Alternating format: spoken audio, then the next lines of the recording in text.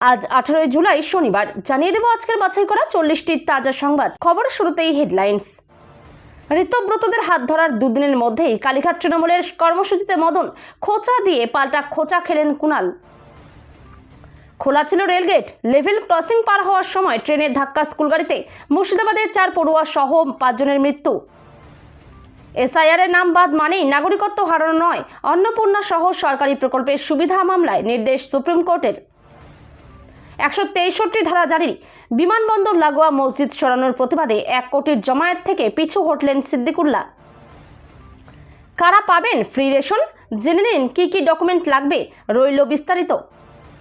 নন্দীগ্রামে ভয়াবহ দুর্ঘটনা, রথের চূড়া ঠেকল বিদ্যুতের তারে, বিদ্যুৎপৃষ্ট বহু পূর্ণার্থী।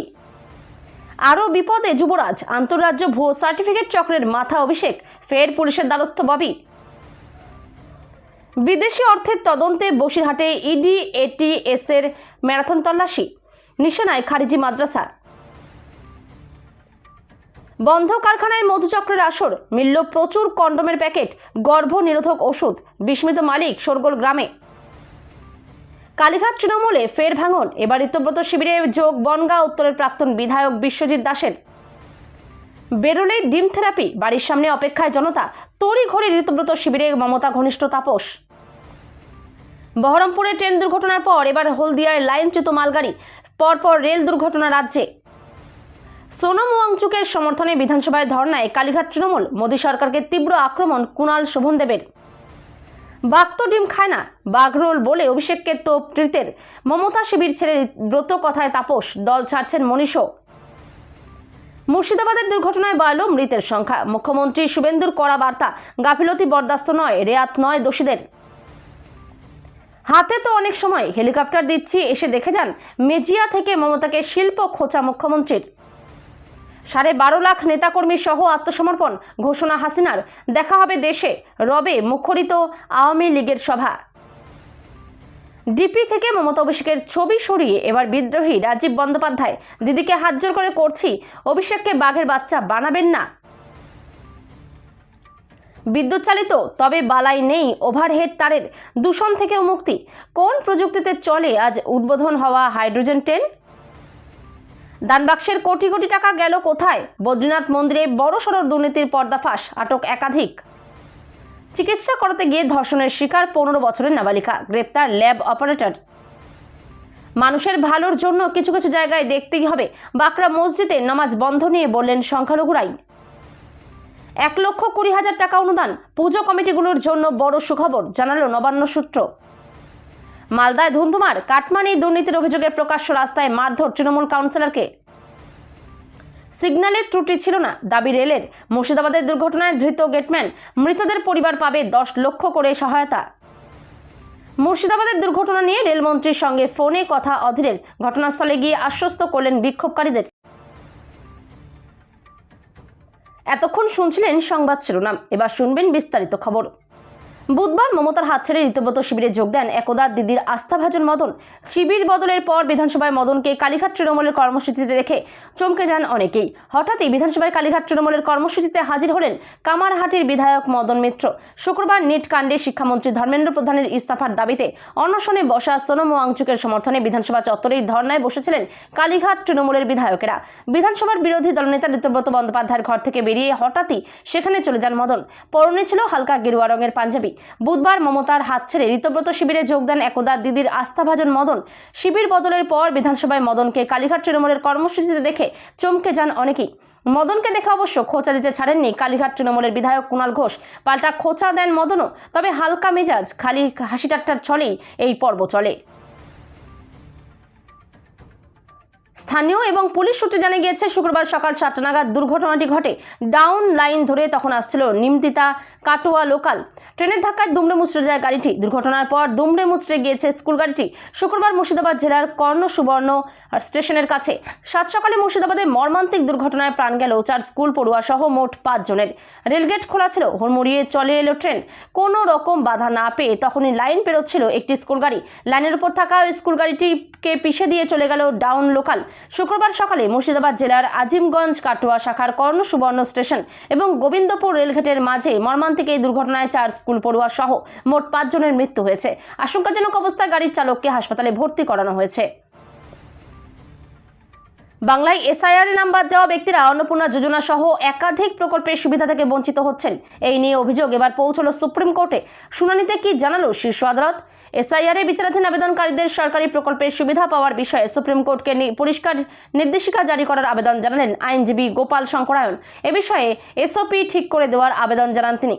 এক্ষেত্রে পাসপোর্টের মতো নথিকে নাগরিকত্বের পরিচায়ক হিসেবে ঘোষণা করার আবেদন করেন মামলাকারীর আইনজীবী। ভোটার তালিকা থেকে নাম বাদ যাওয়ার অর্থ নাগরিকত্ব হারানো নয়। এসআইআর এর কারণে অন্নপূর্ণা যোজনার মতো সামাজিক প্রকল্পগুলির সুবিধা থেকে বঞ্চিত হওয়ার অভিযোগ সংক্রান্ত মামলার আবেদনের পরিপ্রেক্ষিতে সুপ্রিম কোর্টের প্রধান বিচারপতি সূর্যকান্ত বেঞ্চ এদিন স্পষ্ট জানিয়ে দেয়, ভোটার তালিকা থেকে নাম বাদ যাওয়ার অর্থ নাগরিকত্ব হারানো নয়। মুখ্যমন্ত্রী শুভেন্দু অধিকারী আগেই জানিয়ে দিয়েছেন যে সরকার কাউকে ধর্ম পালনে কোনো রকম বাধা দিচ্ছে না, তবে জাতীয় সুরক্ষা ও বিমানবন্দরের নিরাপত্তা আগে দেখতে হবে। মসজিদে নামাজ বন্ধের নির্দেশের প্রতিবাদ করেন সিদ্দিকুল্লাহ। দমদম বিমানবন্দরের সীমানার মধ্যে থাকা মসজিদ স্থানান্তরের প্রতিবাদে 1 কোটি মানুষের জমায়েতের ডাক দিয়েছিলেন রাজ্যের প্রাক্তন মন্ত্রী সিদ্দিকুল্লাহ চৌধুরী।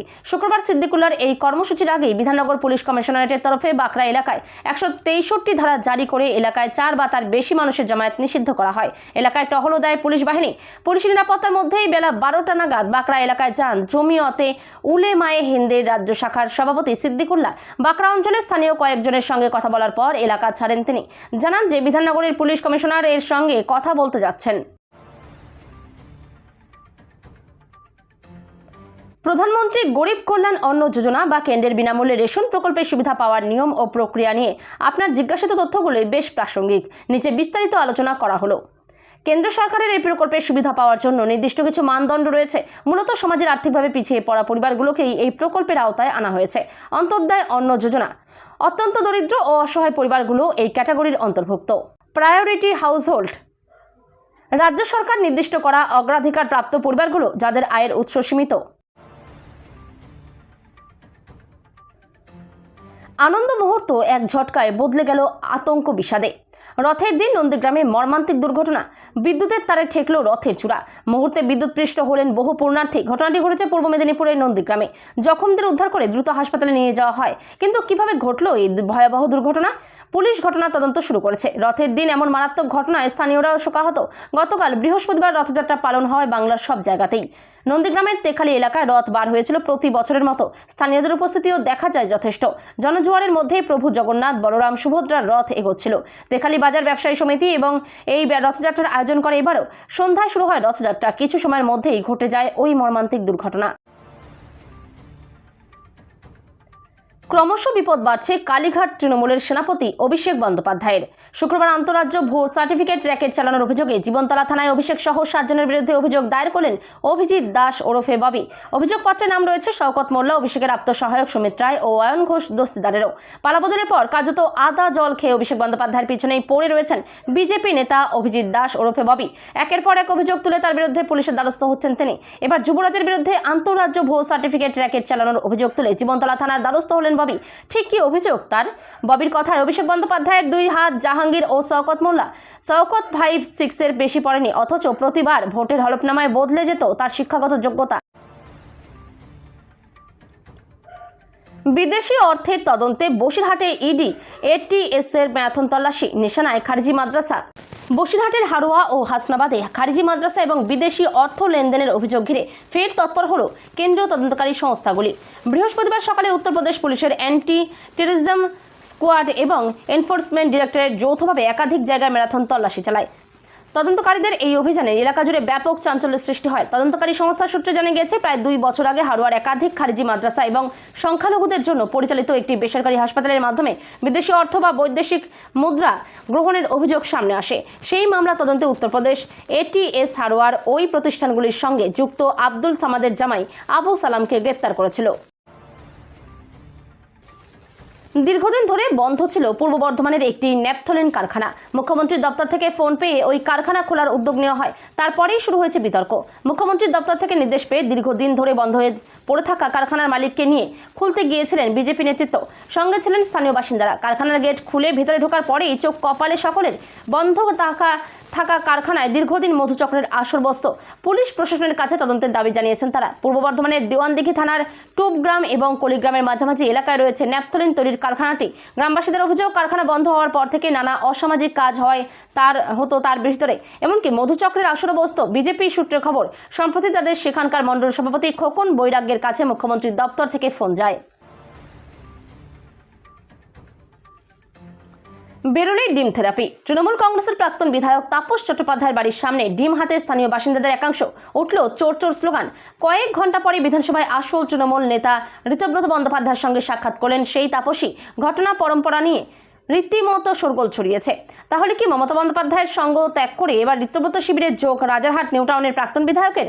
সেই জল্পনা সত্য করে পরে তাপস জানালেন তিনি এবার ঋতব্রত শিবিরে। এবারও রাজারহাট নিউ টাউন কেন্দ্রে তৃণমূল কংগ্রেসের টিকিটে প্রার্থী হয়েছিলেন দীর্ঘদিনের বিধায়ক তাপস চট্টোপাধ্যায়।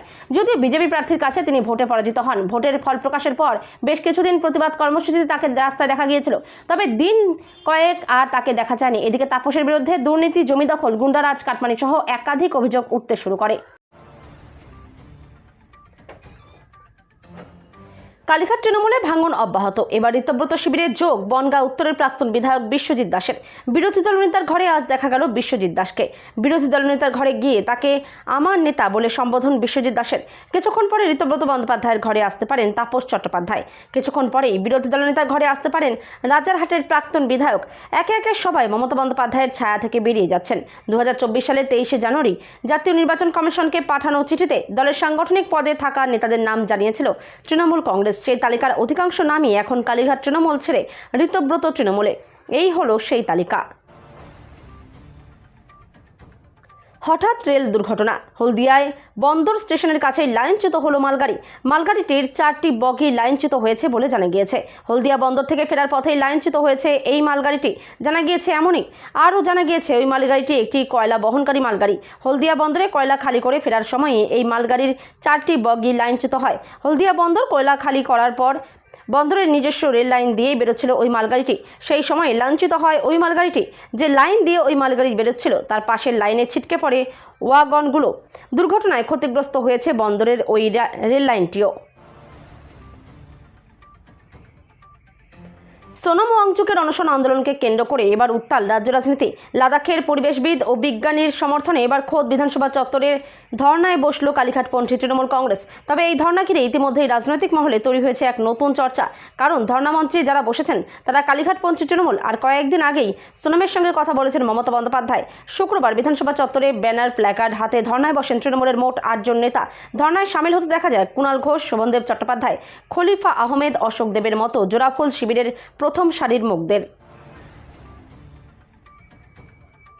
অভিষেক প্রসঙ্গে কথা বলতে গিয়ে ঋতব্রত বৃহস্পতিবার দক্ষিণ 24 পরগনা জেলার প্রসঙ্গ তোলেন। তিনিও এই জেলারই ভূমিপুত্র। তার মতে এই জেলায় একদিকে মেট্রো চলে, অন্যদিকে বাঘ ঘুরে বেড়ায়। দলের ক্রমাগত ভাঙনের মুখে অভিষেক বন্দ্যোপাধ্যায়ের লড়াইকে বাঘের সঙ্গে তুলনা করেছিলেন প্রাক্তন মুখ্যমন্ত্রী মমতা বন্দ্যোপাধ্যায়। সেই তুলনাকেই কটাক্ষ করলেন বিরোধী দলনেতা ঋতব্রত বন্দ্যোপাধ্যায়। তার মতে বাঘ নয়, আসলে অভিষেককে বাঘ রোল বলতে চেয়েছিলেন মমতা, ভুল করে বাঘ বলে ফেলেছেন। বাঘ রোল বা ভাম বিড়ালের ডিম খাওয়ার সঙ্গে অভিষেকের তুলনা করেছেন তিনি। কালীঘাট শিবির ছেড়ে ঋতব্রতের সঙ্গে হাত মেলানোর কথা ঘোষণা করেছেন রাজ্যের প্রাক্তন মন্ত্রী মনীশ গুপ্ত। সেদিকে পা বাড়িয়ে রেখেছেন প্রাক্তন বিধায়ক তাপস চট্টোপাধ্যায়ও। রাজ্যের মন্ত্রী গৌরীশঙ্কর ঘোষ ইতিমধ্যেই মুর্শিদাবাদ মেডিকেল কলেজ এবং হাসপাতালে গিয়েছেন। আহতদের পরিবারের সঙ্গে কথা বলেছেন। মুর্শিদাবাদের দুর্ঘটনায় কড়া বার্তা দিলেন মুখ্যমন্ত্রী শুভেন্দু অধিকারী। তিনি জানান, কোনো গাফিলতি বরদাস্ত করা হবে না, কোনো দোষী ছাড় পাবে না বলেও আশ্বস্ত করেছেন তিনি। অন্যদিকে শুক্রবারের দুর্ঘটনায় মৃতের সংখ্যা বেড়ে দাঁড়িয়েছে 5, যদিও রেলের তরফে 2 শিশু সহ 3 জনের মৃত্যুর খবর নিশ্চিত করা হয়েছে। নিহতদের পরিচয় প্রকাশ্যে এনেছে রেল। মুর্শিদাবাদের দুর্ঘটনায় শোক প্রকাশ করেছেন মুখ্যমন্ত্রী, সমবেদনা জানিয়েছেন মৃতের পরিবারের প্রতি। সমাজ মাধ্যমের পোস্টে তিনি লেখেন, এই শোক লাঘব করার কোনো ভাষা নেই। আহত এবং মৃতদের পরিবারকে সব রকম সাহায্য করবে সরকারের তরফে। আমি এ ব্যাপারে প্রশাসনকে নির্দেশ দিয়েছি। জেলা শাসক এবং পুলিশ সুপার সকাল থেকেই ঘটনাস্থলে রয়েছেন, গোটা বিষয় তদারকি করছেন, নজর রেখেছেন উদ্ধার কাজে। বাঁকুড়ার মেজিয়ায় শ্যাম স্টিলের নতুন উৎপাদন কেন্দ্রের ভিত্তিপ্রস্তর স্থাপন অনুষ্ঠান রূপ নিল রাজনৈতিক রণাঙ্গনে।